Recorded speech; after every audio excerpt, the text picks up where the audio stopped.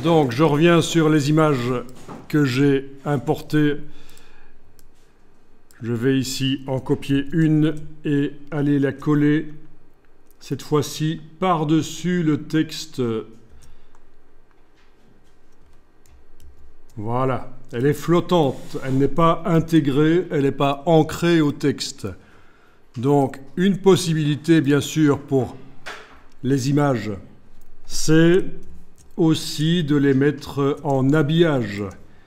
Donc l'image est superposée au texte et à partir de là, ça vaudrait la peine de faire un calque rien que pour ce genre d'image.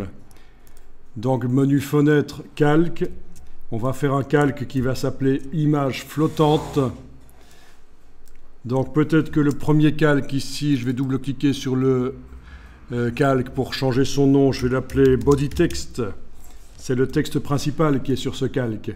Et puis, je vais créer un autre calque en cliquant sur l'icône du signe plus. Et là, je vais l'appeler image flottante. Flottante, idiot. Voilà. Voilà. Donc, actuellement, l'image qui est sélectionnée là, qui flotte au-dessus du texte, elle est sur le calque body text. Donc c'est comme dans Illustrator, pour transférer un élément sélectionné d'un calque à l'autre, on prend le petit carré et on le transfère d'un calque à l'autre.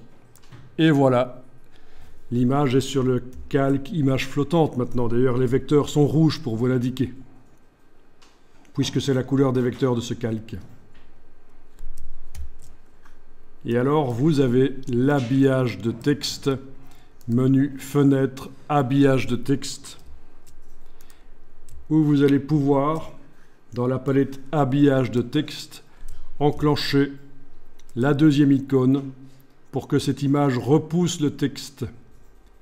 Donc, on voit, sans habillage, le texte est derrière. Avec habillage, le texte est repoussé. Et en cassant la chaîne ici, je vais pouvoir indiquer qu'il y a une marge d'habillage, vous la voyez qui apparaît là, sur le dessus pour repousser le texte un peu plus, et sur le bas aussi, éventuellement, une marge d'habillage, voilà.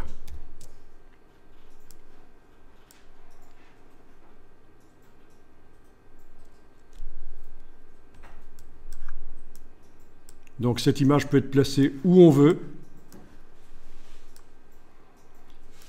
Par rapport aux autres images qui sont ancrées dans le texte, cette image-là, par contre, restera toujours à l'endroit où je la mets. Elle ne va pas voyager d'une colonne à l'autre, d'une page à l'autre, en fonction du texte que j'ajoute ou que je supprime. Elle va rester là. Vous voyez la différence par rapport aux images ancrées qu'on a faites juste avant.